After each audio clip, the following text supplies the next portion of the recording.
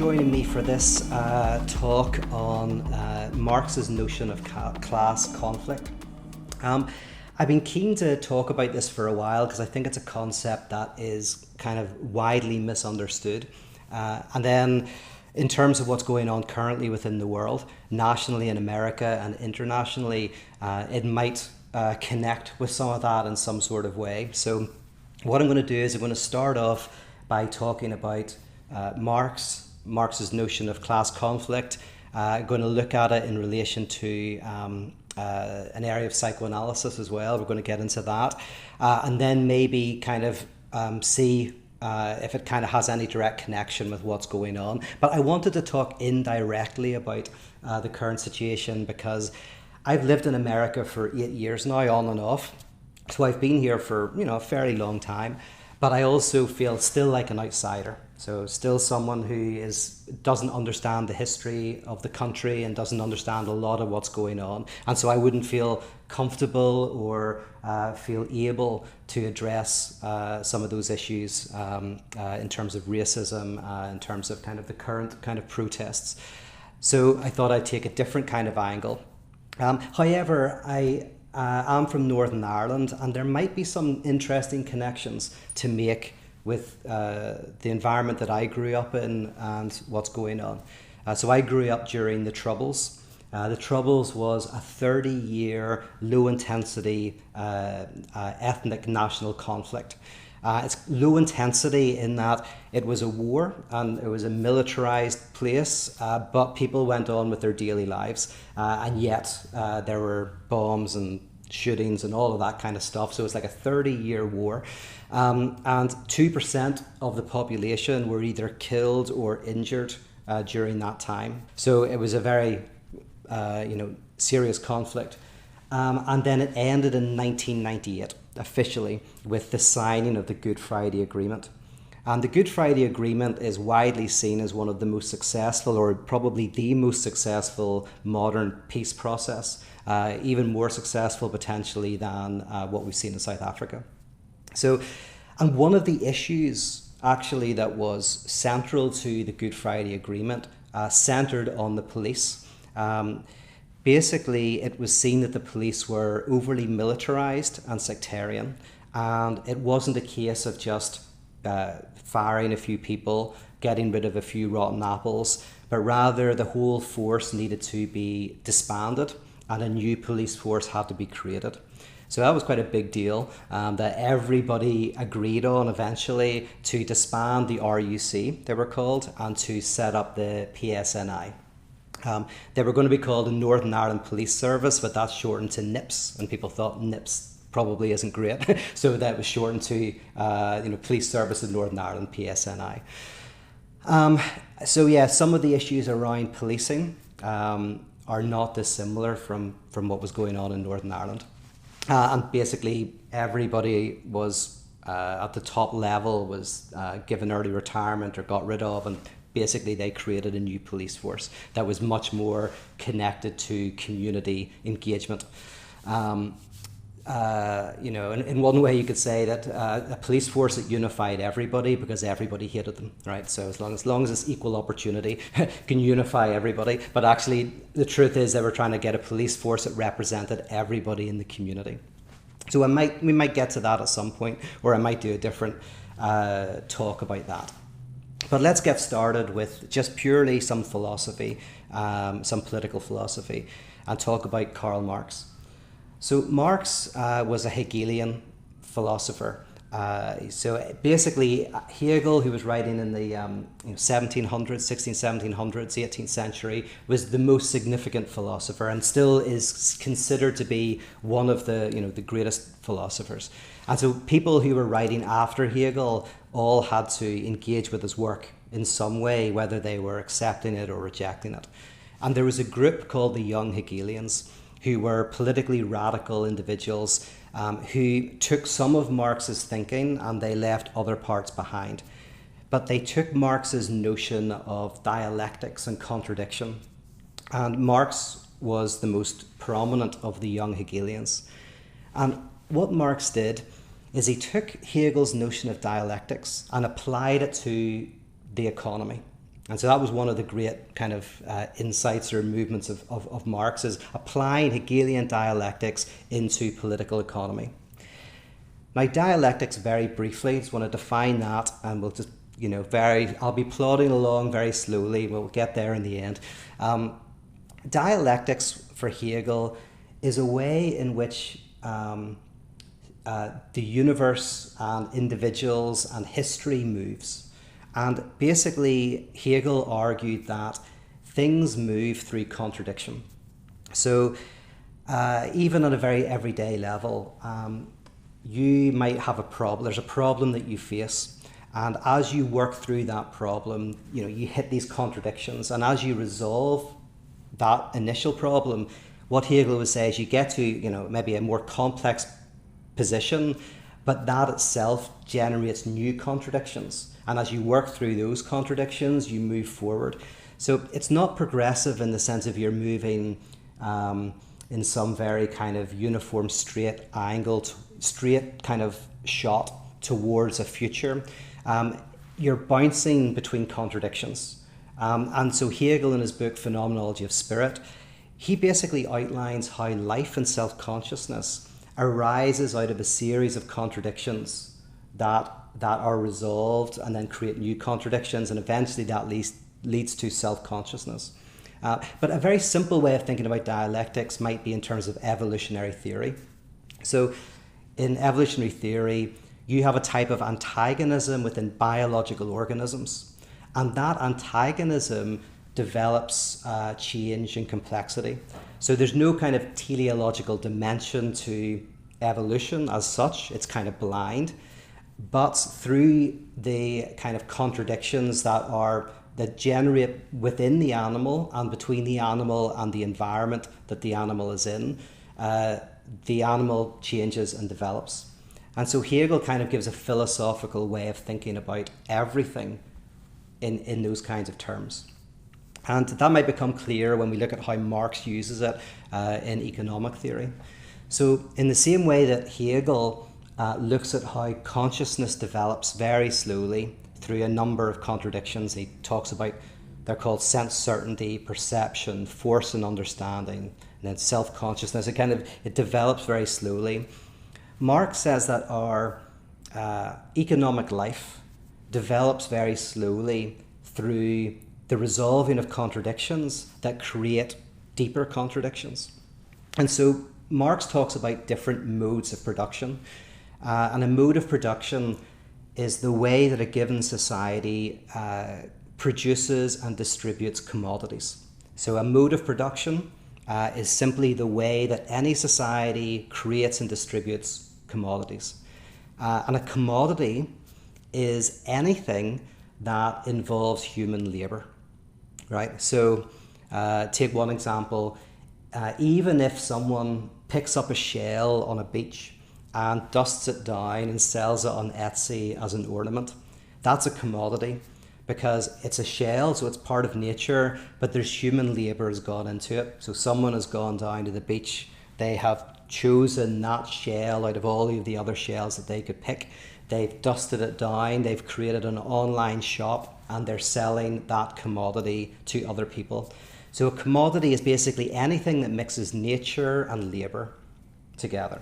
And so that's everything from shells on the beach to the camera that I'm talking into to housing. These are all commodities.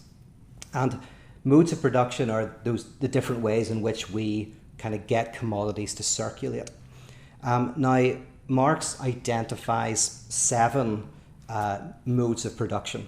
And there's like the tribal mode of production, Asiatic mode of production, there's a kind of slave mode of production, feudal mode of production, capitalist mode of production, and then socialist mode of production and communist mode of production, right? So there's basically the different modes of production, and socialism and communism are kind of to come or have been tried in other countries, but basically we live within the capitalist mode of production. And I'm just going to outline the movement from let's say slavery to feudalism to capitalism to see how this notion of contradiction plays out. So within a slave society, basically there are people who are in control and they force other people to do everything to create the goods, to create the commodities. And then the people who are in control are able to use those and able to enjoy the product of those people who are working. And this is the most obvious form of oppressive society, right? It's hard to find or think of anything more oppressive than what Hegel calls a lord and bondsman community, where there are few people in control, they own other people, and they force those people to work for them. And, Marx is saying that, well, it's obvious to see the contradiction, the antagonisms, the deadlocks that will arise in that kind of society, right? Tensions will arise.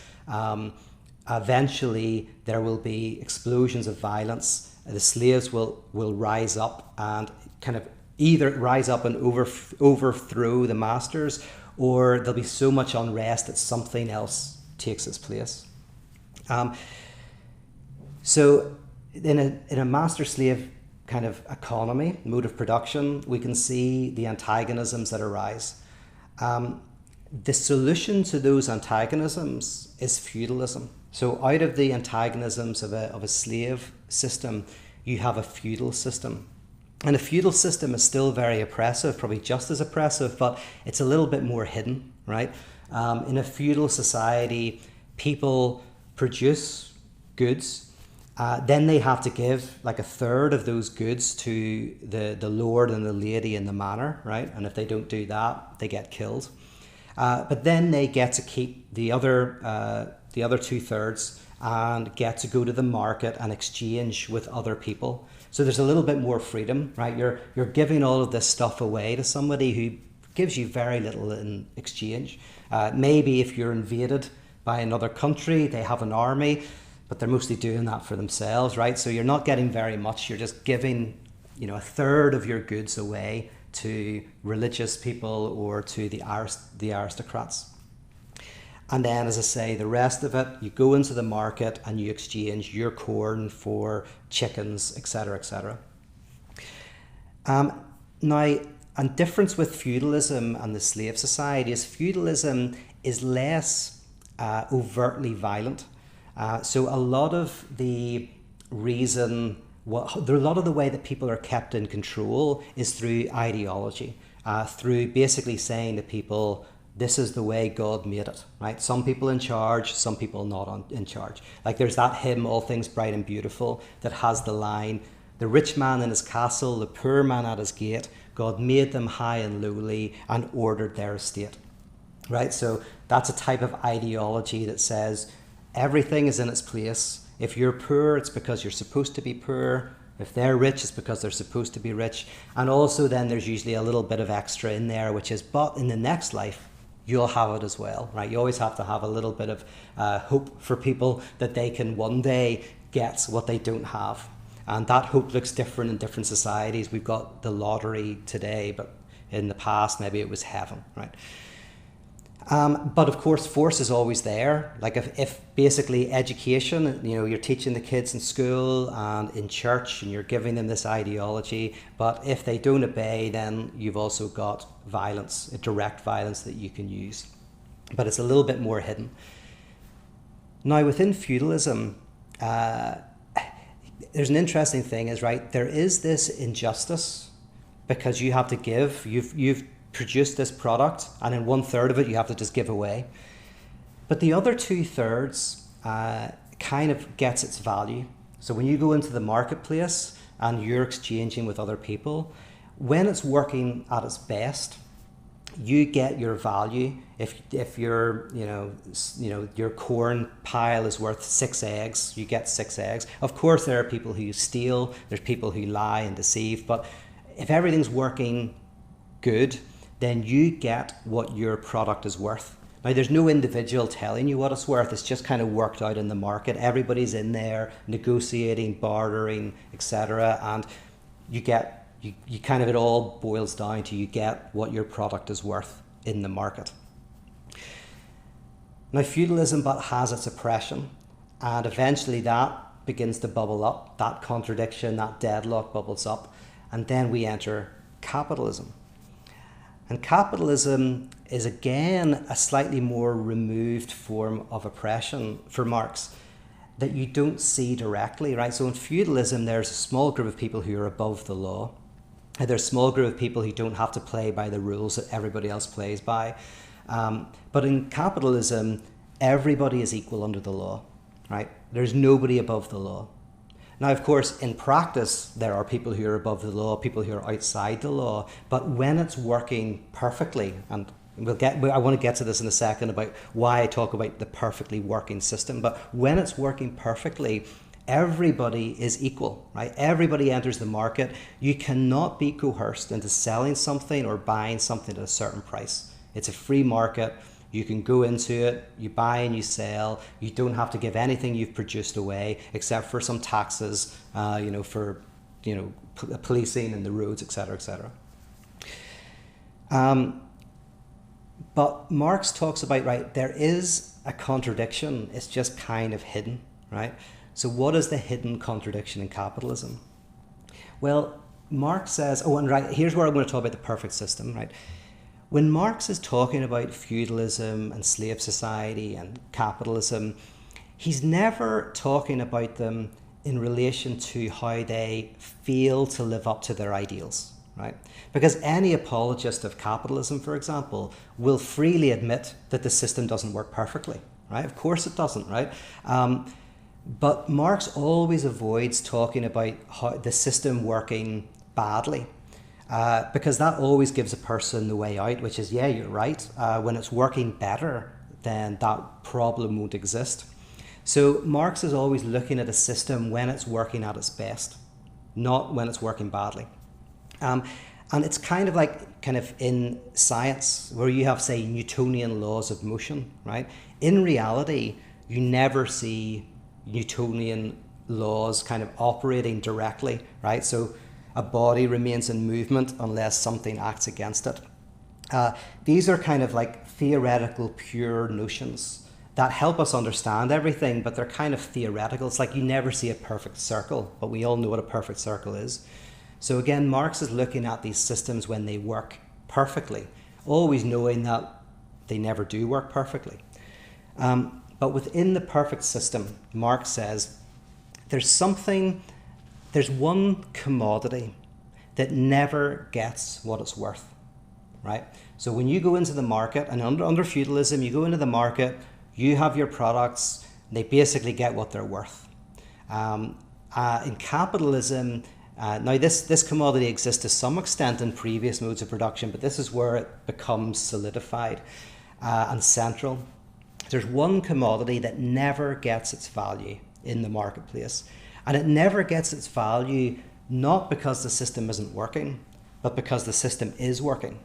In fact, if this product got its value, it would mean that the system wasn't working. So there is one commodity, a magical commodity, that is in the marketplace that is always undervalued. And that is labor power, right? So if you go into the marketplace and you sell your labor power to somebody and you say, I will work for you for a year for $30,000, right? The person who accepts that, and you're free to offer it and they're free to accept it, the person who is accepting that, they are calculating that your labor power will generate $90,000, let's say, of value. So they pay you $30,000 to get $90,000 of value. And maybe they take that 90, they give you 30, maybe 30 gets put into the factory to kind of keep everything running, and then 30,000 goes to shareholders, right? But it never gets its value. And Marx says that this is this little antagonism, this little deadlock that is always in operation, that is central to the functioning of capitalism. So just to differentiate what I'm saying from two kind of misreadings of Marx. One misreading of Marx is that class is just one way of looking at things, equal to other antagonisms that exist. And the other is class is a central antagonism that exists all the time, right? There's a central oppressor-oppressive kind of reality to social life that you can't get rid of. Marx is kind of saying neither of those. The latter is, the former might be called intersectional Marxism, and the latter would be called class reductionist Marxism. Marx is saying that class conflict is necessary within capitalism, but not necessary in all forms of social interaction. So it's a kind of necessity of capitalism. You cannot have capitalism without this class antagonism.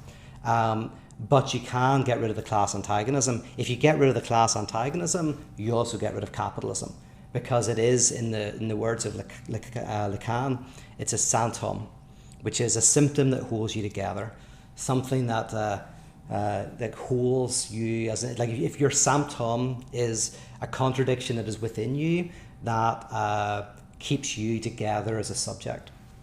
And say I'll probably come back to that notion of symptom in a second. So, Marx is saying that there is this undervalued dimension, and the people who kind of exploit that is one class, and the people who are exploited are the other class. But not everybody is equally exploited, right? And often we can go years without any problems. But this antagonism always eventually erupts in some way, whether it's a recession, a depression, inflation. It always eventually, there's a kind of like a shaking down, a kind of a violent eruption within capitalism to try to kind of like refix everything. So Engels actually used the example of, I think he talked about a house that's badly built. A house that's badly built will stay standing for a while, but eventually it'll collapse. When it collapses, we don't say, oh, gravity has finally started, right? Gravity has always been at work, but only at this point do we see gravity at work, like pulling the house down. And it's a similar thing, that the antagonism is always there, but sometimes we see the eruption of that antagonism in some sort of way within society. Okay. To kind of draw psychoanalysis in here a little bit, one of the things in psychoanalysis, one of the questions that psychoanalysis kind of invented, really, in a sense of it becomes a central question that you wouldn't really have thought to ask before psychoanalysis, is when you ask somebody, what enjoyment are you getting from your symptom? And the idea is that often we get something out of our compulsive repetitions and the various symptoms that we have. There's something we're getting out of them. They cause us suffering, but it's also doing something. And a psychoanalyst is often trying to find out what is it you're getting out of that symptom that means you keep returning to it, right? You don't leave it, you keep going back. And a similar question kind of invented by sociology is the question of what does a society get out of, what utility does a society get from its crime, right? Because so for someone like Durkheim, again, crime is seen as a rejection of society.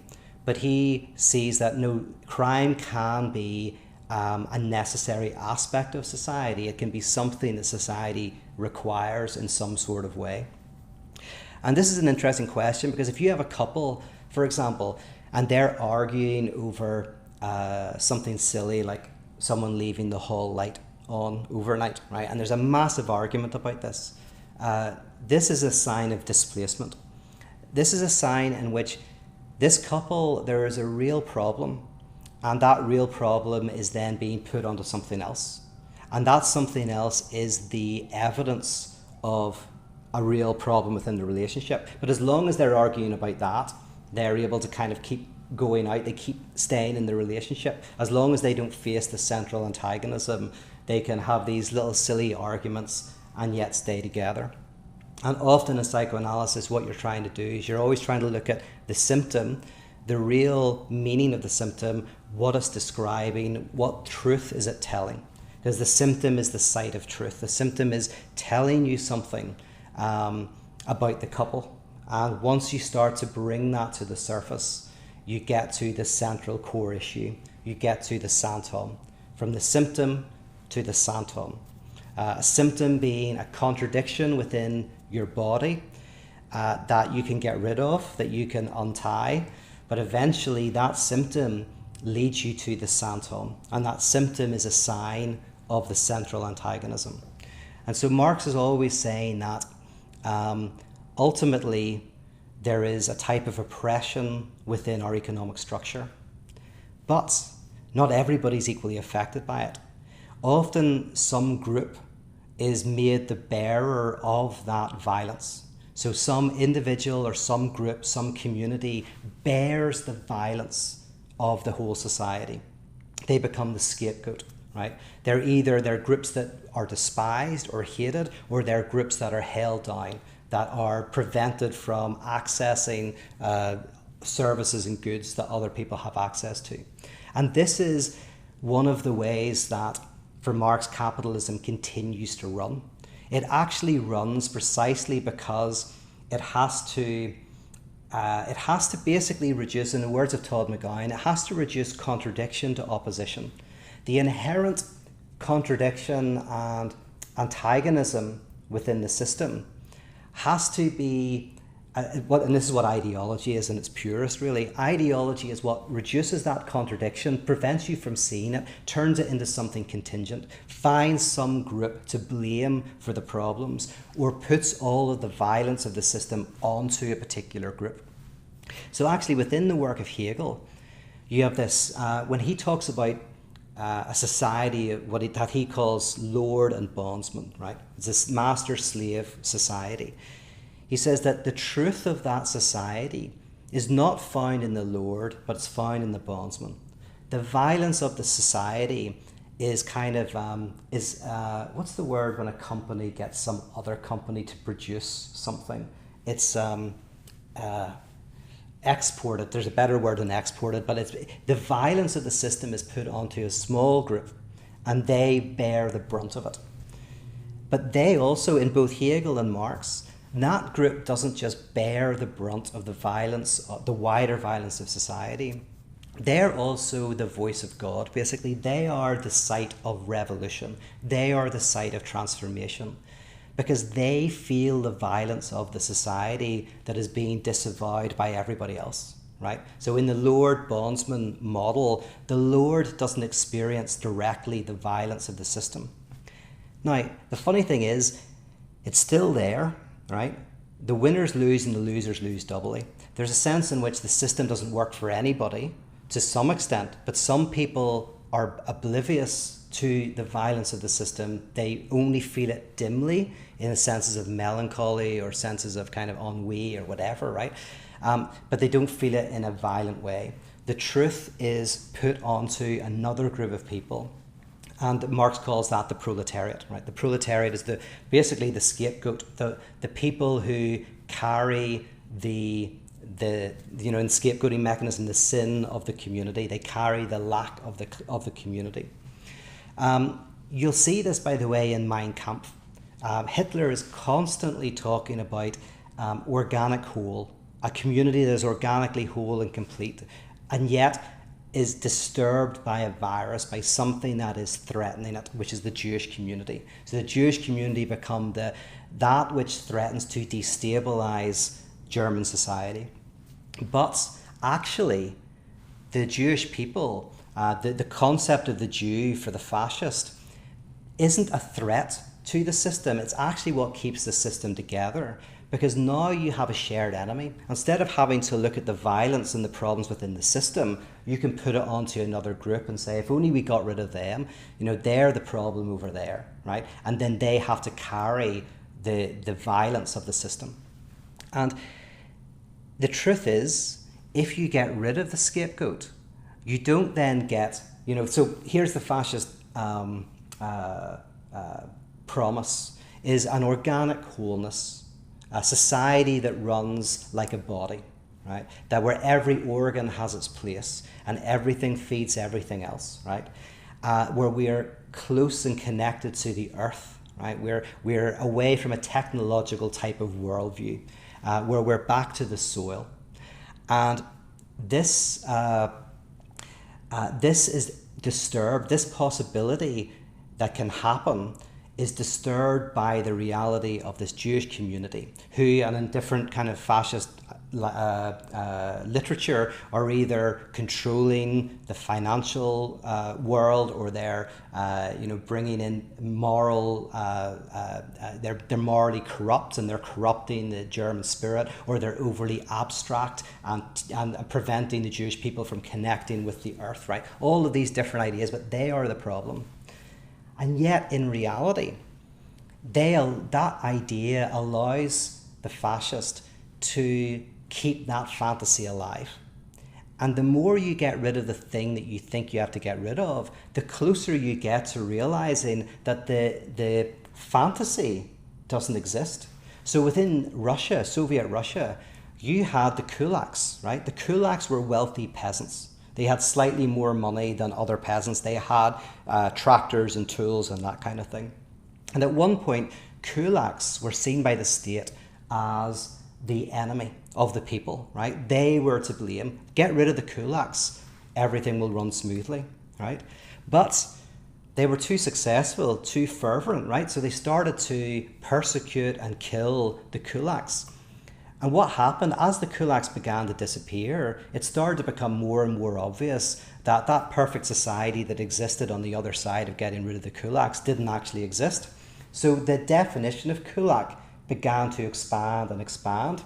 And it got to the point where a Kulak is just someone who maybe has a little bit more money than other people, right? Or a Kulak then is just someone who thinks like a Kulak. Or then it gets to the point of a Kulak is someone who would think like a Kulak if they had the chance, right? So basically, the enemy had to exist to hold the community together, to help them remain blind to the violence and the contradictions within society as a whole.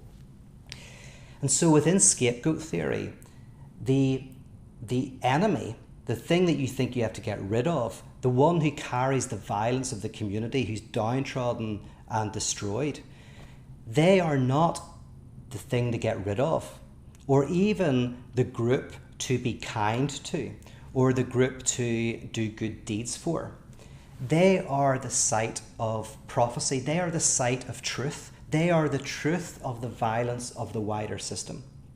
So put it in religious terms, you do not do good works by visiting people who are in prison, right? You are not you're not the kind of the visiting of God, right? You are not Christ entering into the prison doing good works. People in the prisons are God to you, because the prison system is not the problem. It's the solution to a problem. It's the solution to a problem of the violence within society, whether it's unemployment, underemployment, mental health provision, lack of access to goods and services, alienation, right? All of these issues are structural issues, and so they are put into a group that can be managed. You put walls around. So it's not, they are the good news to us. They are the voice of repentance to society, or the homeless population, whatever. They are the eruption of the truth that we cannot speak. Just like a symptom in our body is the eruption of a truth that we cannot speak to ourselves. So it is the prophet. Lacan plays on the notion of Saint Homme, which in French sounds like holy man, right? So your symptom is the prophet who is telling you the truth. And when you hear a prophet telling you the truth, you've got like two options. You either ignore the prophet, and I've read the book, that doesn't go well, right? Or you repent, which means you change your ways, right? You change something. And when you change something, then there is transformation and salvation, right? So again, within this Marxist theory is that in the system of violence, there is always displacement. And displacement is scapegoating. Displacement is where you take the violence and you put it on some group and they bear the burden. But they are not I suppose this is key, they are not like they are the victims, but they are also the site of God. I mean, you have this actually inbuilt into Christian theology. The conversion of Paul is trying to get rid of this small group of people called the Christians. And it doesn't They could be anything. They're just the scapegoated group because he's thinking we get rid of them and we'll get back to pure religion. So for Paul, this small group of people were perverting the true religion and they had to be got rid of. And then he has the psychoanalytic insight, right? He hears a voice saying, why are you persecuting me? In other words, God, where is God? Not in the sky, not, all over, not, whatever. God is in the oppressed. God is in the proletariat, or God is in the bondsman, right? God is in that space. Why? Not in any airy-fairy way, not in any mystical way, not in any supernatural way, but for Hegel, purely because that group of people directly experience the horror of the system in their body, in their blood, right? In their actions. They also, by the way, they can't deny the violence, and they are also working. They're creating, they are the productive force of society. And because they're the productive force of society, they are a skilled group of people who are oppressed, who feel the violence, and who have strength and ability. Now, as a sideline, this is important, I think, because one of the ways to control the scapegoated community today, I think, is to get everybody to believe in the ideology of the bondsman, is to kind of get everybody somehow to believe in the fantasy. For Marx, I think he would say the fantasy of consumerist capitalism, even if you are destroyed by that. And the way that happens is you kind of everything around you solidifies that view. Every magazine, every movie, every TV show, everything solidifies that ideology and that idea. And then two things are offered, two additional things. One is one is the fantasy, and a fantasy is where you can imagine getting all of that stuff. And then two, there has to be a way for you to be able to do it, right? Now, it's a minor way. It might be scholarships. It might be the lottery. It might be, whatever it is, right? What do you call in America where if you're really good at sports, you get money given to you and can kind of buy you out of poverty, right? So there always has to be these small ways that allow the fantasy to exist, right? The lottery allows you to fantasize about winning the lottery. If there was no lottery, you wouldn't really be able to fantasize. If there was no way to get there, and then your discontent would rise and rise. But as long as there's a little promise, you buy the lottery ticket, you have the fantasy. So the lottery ticket is the material support of the fantasy. And the fantasy is designed to pacify you.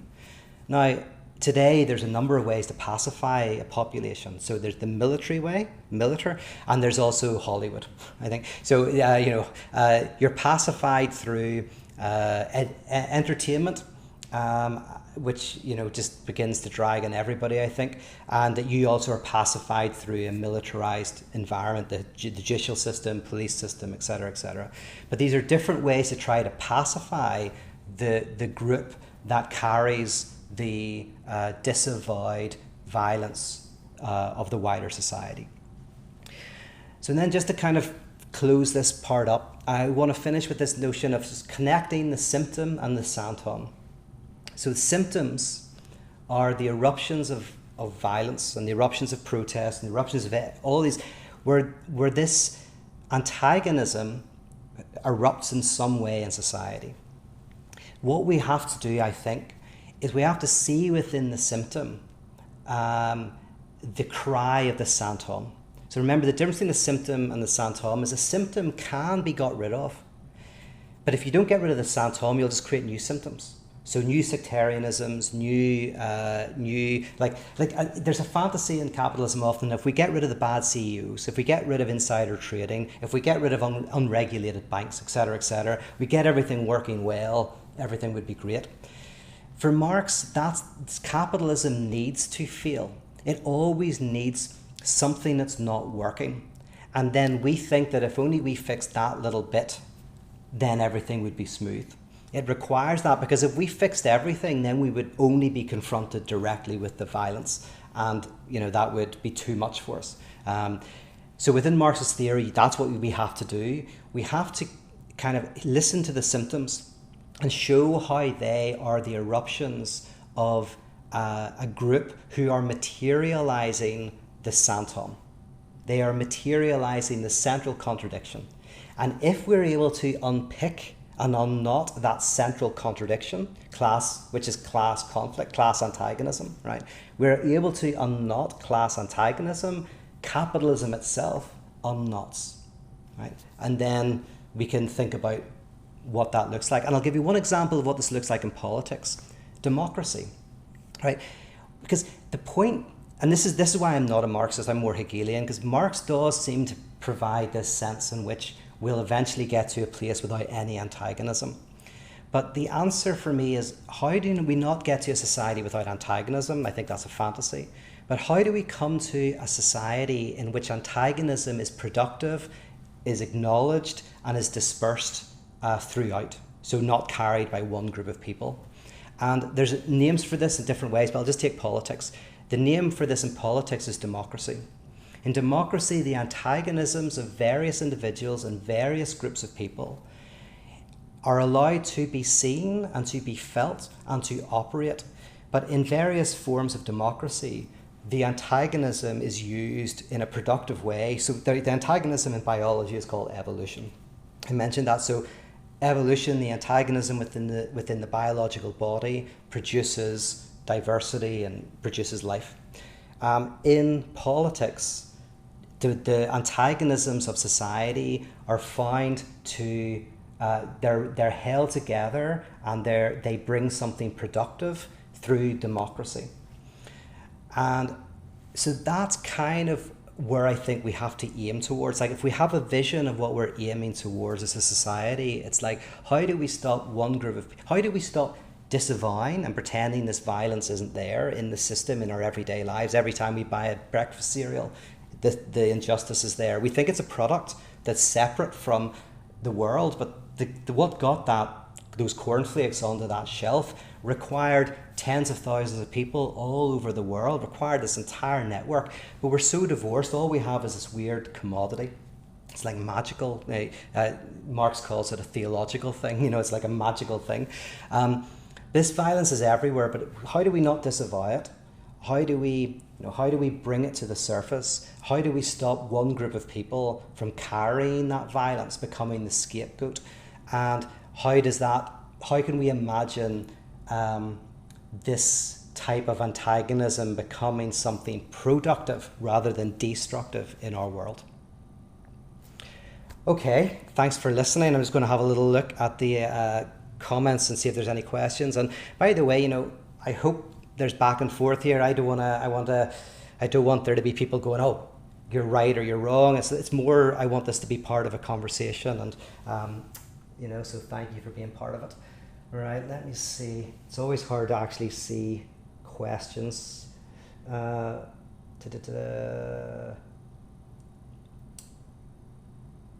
Okay, Chris says, Pete, you and I both produce intellectual property. Thank you, by the way. Hopefully I do. It's probably, a lot of people think it's pseudo-intellectual property. Not what you do, what I do.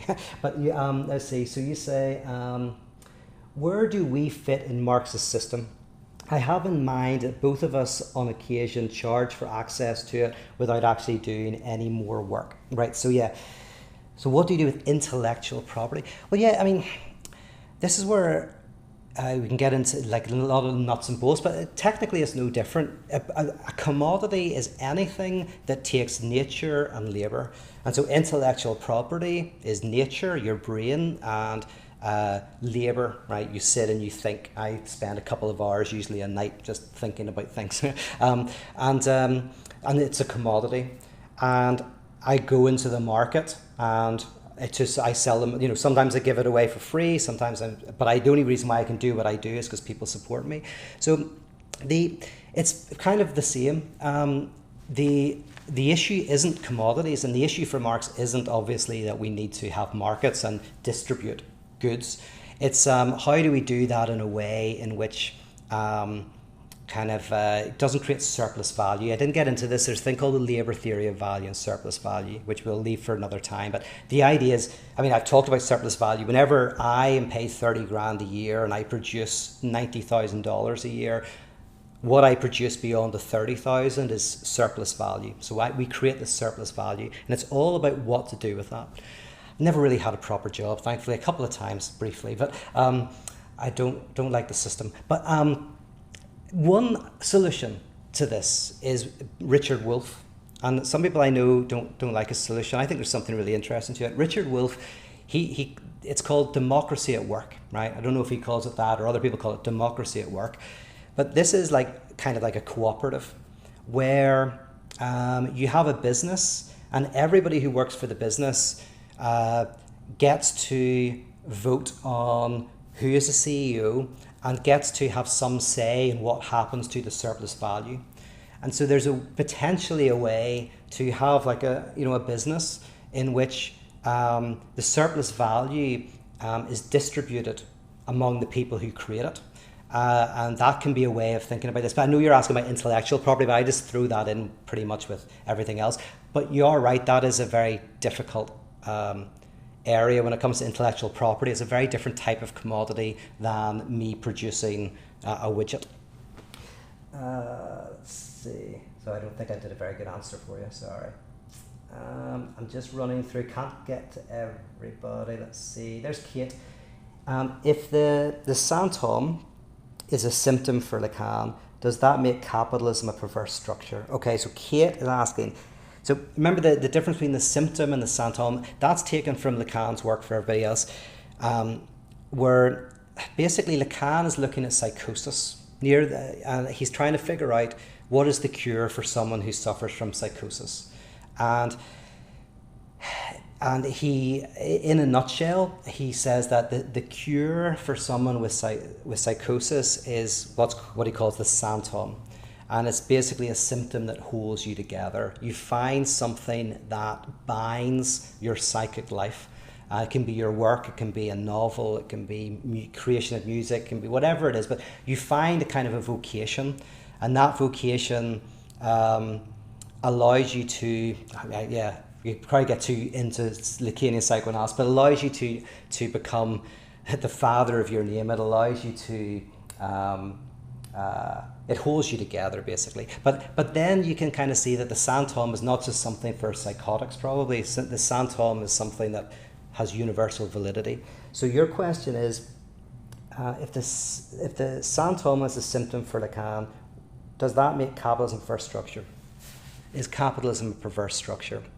So again, there's three structures. There's the neurotic, the perverse, and the psychotic.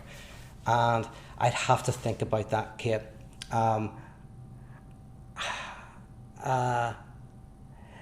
I don't think so. My gut reaction is no. Capitalism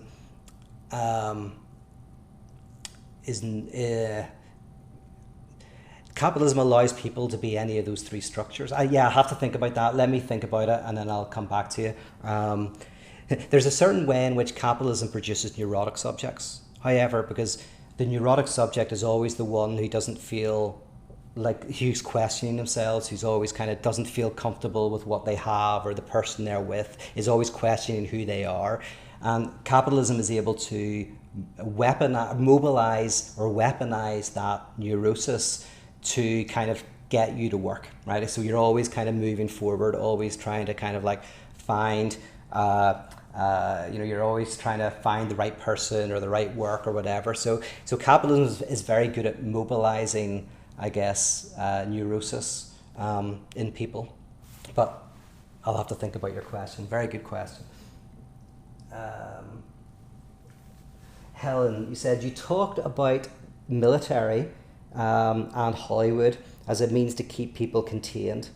Do you want to delineate the differences between the overt and less visible ideological means, for example, cultural capitalism?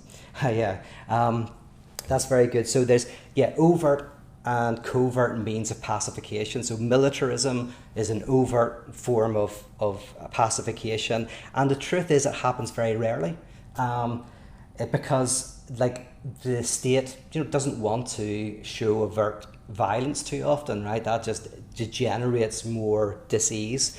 So the preferred is the covert pacification, and a very famous essay on this by Althusser, who talks about, but basically we're talking about the school, we're talking about the judicial system, we're talking about church system, anything that's kind of like the Hollywood, right? These are ways to kind of like feed the ideology, keep you pacified.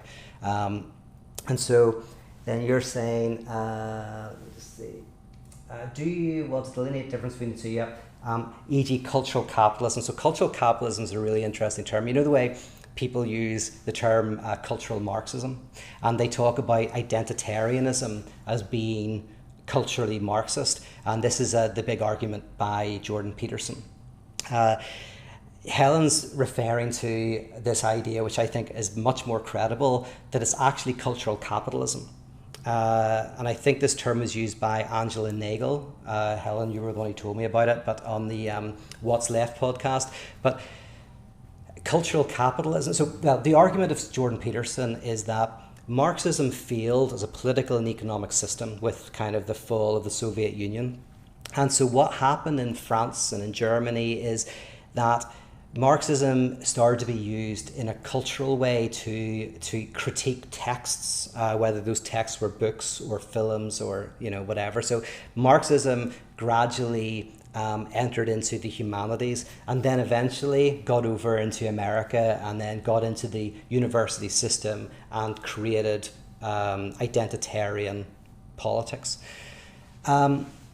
However, in relation to what I'm saying, it fits better to say, no, that's cultural capitalism. Cultural capitalism can be described as a way to keep people invested in capitalism by getting them to fight about things that are not central.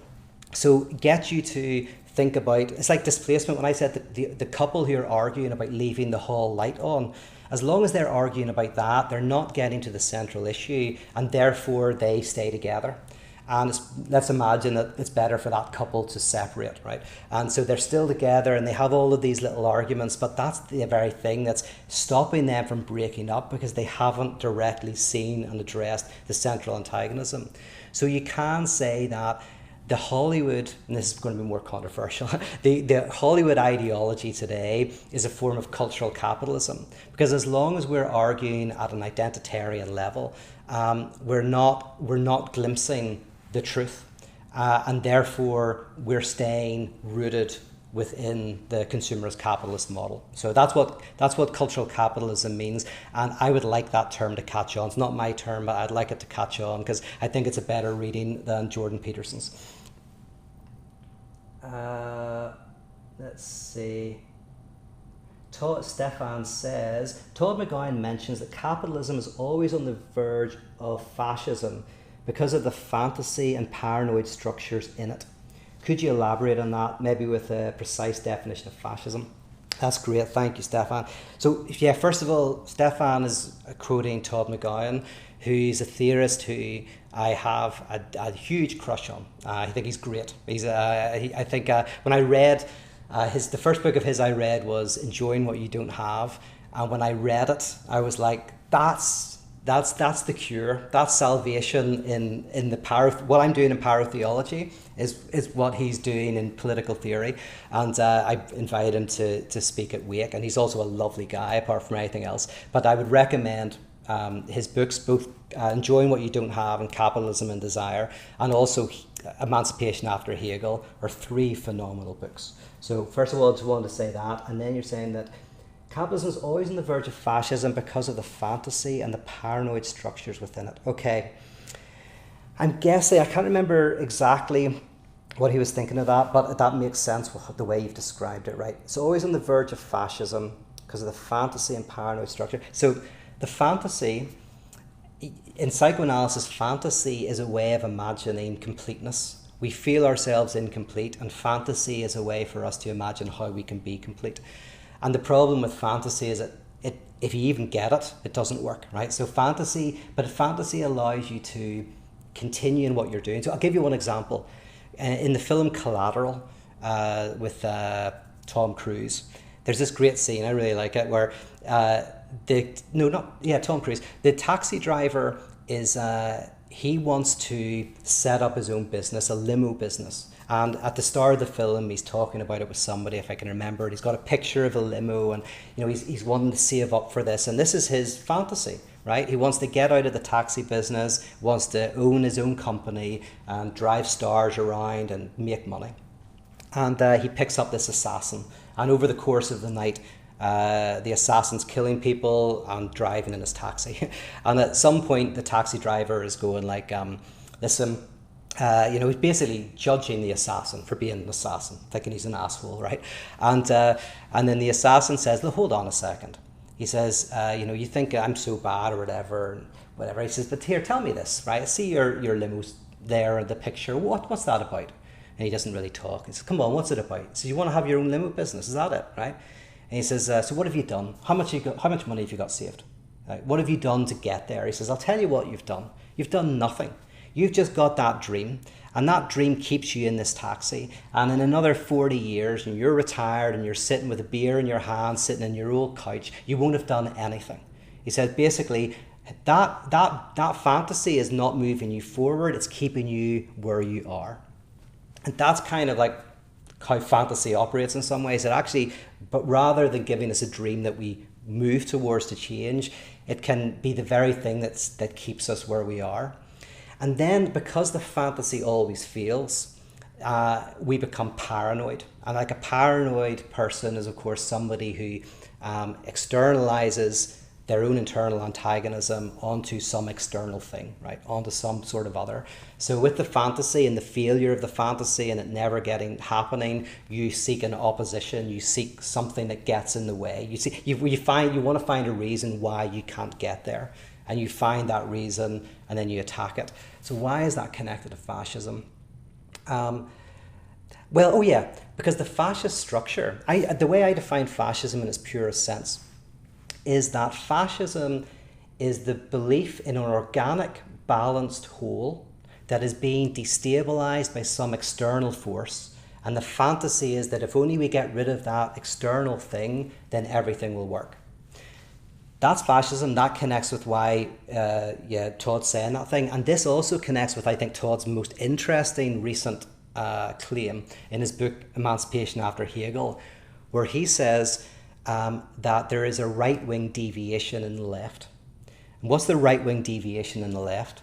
It is where the left, some parts of the left, have what could be called a pagan fantasy of wholeness and completeness and oneness that is only unattainable because of a contingent enemy. And that enemy can be an enemy that actually is a problem, but still it's not about them being a problem, it's about being the X that prevents us from moving forward. So in Emancipation After Hegel, Todd's ultimate, it's the best critique of Marx I've read, and it's a very sympathetic critique, but he says that basically within Marx's own writing, there is a rejection of something in Hegel, which is the notion that there is no balanced society. That fiction of the one, of wholeness and completeness, is the very thing that causes problems and ultimately leads to fascism. And actually, you have to imagine a society that rather embraces its antagonism, makes room for its antagonism, and that's what Hegel calls absolute knowledge. Absolute knowledge, which is the last level in phenomenology of spirit, is when you realize that the contradiction you keep trying to get rid of cannot be got rid of and must instead be embraced and enveloped into the system itself. And there is within the left a right-wing deviation. That means that the left is also very prone to fascism. That's where you can, Todd McGowan almost says that Stalin is the result of this right-wing deviation within the left. Helen mentions exploring a system that is beyond neurosis. Yes, beyond neurosis is the cure in psychoanalysis. Salvation is the cure in theology. Democracy is the cure in politics. Potentially. I don't like the way people use the word socialism around in the US, but maybe socialism is the cure politically, if you understand it rightly. Beyond neurosis is in a sense what absolute knowledge is, that which is the cure in philosophy, is the embrace of the discontent, which is why Todd McGowan's book is called Enjoying What You Don't Have, because in one sense you enjoy your discontent. My favorite example of this is in the movie The Wild One with Marlon Brando. Marlon Brando is in the Black Rebel Motorcycle Club, and they're in this cafe and they're all dancing. Not Marlon Brando, Johnny. He's just sitting there tapping on a table, right? And this girl says to him, Johnny, what are you rebelling against? And Johnny says, what do you got? Right? It's great line, absolutely classic line. And it's the kind of sense in which you can see that the Black Rebel Motorcycle Club are in the world but not of it. They're enjoying their not fitting in. They are productively maladapted. So this is why I reject most forms of psychology and counselling and cognitive therapies, because a lot of these are designed to help you be adapted to your world. When in psychoanalysis proper, the point is not to be adapted to your world, but rather productively maladapted to your world. So one is you enjoy your maladaptation, and two, that maladaptation enables change and enables you to transform the world in an ongoing way. So that for me, that's beyond neurosis. Wow, this is going quickly. This is good.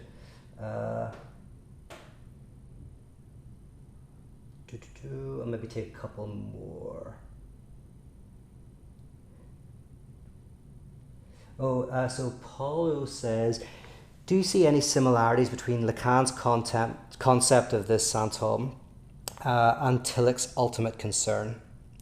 Yes. A lot of you are asking very good questions that, like, you're doing what Kate did, is you're asking a very good question, but then that requires potentially us to unpack other concepts. I just realized when I was trying to answer Kate, I was going like, oh my goodness, we have to define what a perverse structure is and what a psychotic structure is. And so now we'd have to maybe define what Tillich's ultimate concern is.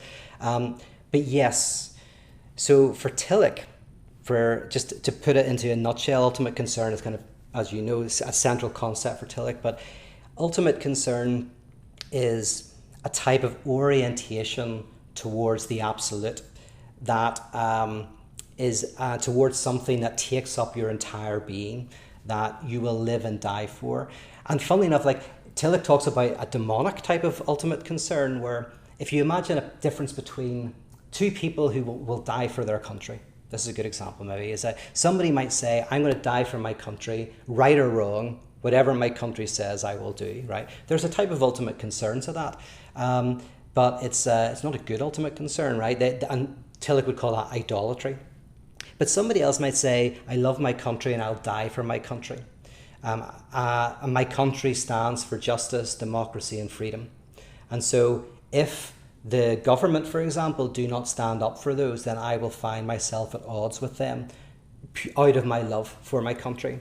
And for Tillich, that is the proper type of ultimate concern, because you're orienting yourself towards freedom, justice, democracy. Like, what are those things? You kind of know what they are, but you can't define them. As soon as you meet the Buddha on the road, kill him, right? As soon as you meet justice on the road, kill it, or democracy or freedom. I.e., if someone's selling you those things and says, I've got it, here it is, it's not. Because in the words of Derrida, there's always something still to come. There's always something still to arrive in freedom, democracy and justice. So Tillich's ultimate concern is a notion of how we orient ourselves to this type of absolute that we will live and die for. And yeah, that definitely has some interesting connection with Lacan's notion of the sans homme. So like for Lacan, his example was James Joyce writing Ulysses or any of his books. That James Joyce was a psychotic who cured himself through his passionate recreation of language. So I would have to think about that a lot more, or maybe you should think about that a lot more, because you asked the question. You might have better insights than me, but I think you're onto something. There's probably something interesting to connect those two concepts. Let's see. Cam says, if class conflict and economic inequality is the fundamental antagonism of capitalism, then the real problem is that the central antagonism is never allowed to enter into mainstream public discourse. Absolutely, Cam. First of all, I miss you, mate. I hope we get to hang out soon, really do. But yeah, I think it has to be kept out of mainstream. But like this is my critique of the Hollywood culture, is that that everything is designed, and what Helen said of cultural capitalism is to get us talking about anything but what will really challenge the system, and also what would really challenge the people in Hollywood.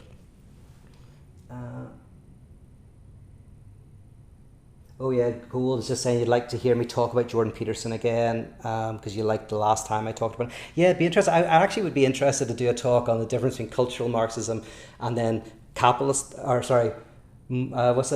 Marxism and cultural capitalism, cultural Marxism. There you go. I should be able to say it before I do a talk on it, but I think it would be fun because I do think that actually it's a good critique of Jordan Peterson. That I've always disagreed with his critique of cultural Marxism. By the way, one issue is simply that a successful theory does disperse into a variety of fields, right? So anybody who is a genius in one area, their work will always, well, nearly always, penetrate into other areas. So like, Lacan is studied in philosophy, he's studied in other theories and other areas, or Tillich, theologian, but was read and is read by philosophers. And so anybody who has an interesting theory, it will disperse. But the central idea of cultural Marxism is that intersectional, or identitarianism is somehow connected with Marxism. But Marxism is a universalist position. Marxism is fundamentally about we are all unified in a shared kind of like damage from the system, just that some people carry that violence. So in other words, it brings us all, it's all about unity and bringing together. So I do think Peterson just hasn't read very much Marx, but and I think actually it's capitalism that likes people to be split, that likes people to be fighting, that likes to kind of create division, because that functions. That's a utility. In the words of Durkheim, that has a utility for society. Even if it has destructive elements, it has a utility. And